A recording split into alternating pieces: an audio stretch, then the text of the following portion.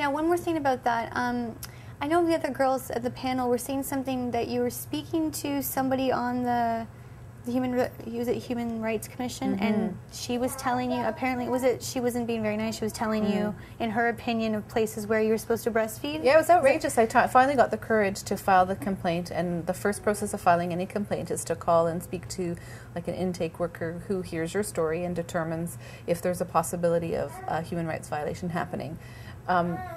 Which is questionable that a person without legal training is actually providing that kind of screening. Anyway, what she said to me was, well, were they asking you not to supervise your children? I thought, no. Like, she said they were in class with an instructor. Yes. She said, and they were giving you another place to nurse? Like, they had indicated that I may want to move to a room. And I said, well, yes. She said, well, I don't see the problem. And I said, well, the problem is that the law protects me to, and I'm speaking to the Ontario Human Rights Commission person here, the law protects me to breastfeed wherever I see fit.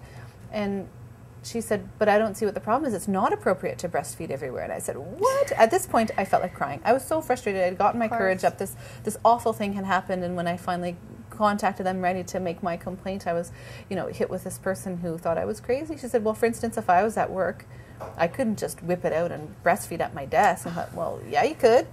And she said, if I was in a meeting, at a board meeting, I couldn't just breastfeed, in the meeting. That wouldn't be appropriate. It's not always appropriate to breastfeed everywhere. And in my opinion, they gave you a room to go to, and so they accommodated you, end of story. And I said, can I read you the law? And she said, ma'am, I'm not going to argue, fine, I'll just send you out the paperwork. I said, let me read you the law.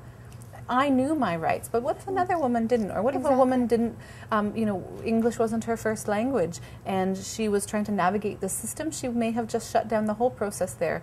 And so it seemed to me that for that reason, and for subsequent issues that I've had, that the whole process for filing a human rights complaint is not easy. It's meant to discourage people, and that's been really disappointing. And so that's my next chapter of where I'm going to go after we've had some resolution with the actual specific event is to go over that process and to make it easier. But I was very disappointed that the first person I talked to tried to dissuade me from filing a complaint by giving me erroneous information. That's awful, and that's somebody who's supposed to be working with the Rights Commission. So I read her own website,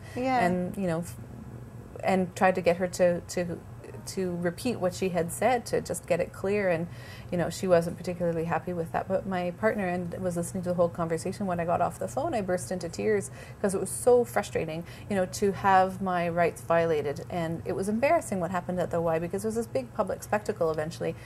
And then to speak to somebody who should know, who was then saying that nothing wrong had happened, was very frustrating.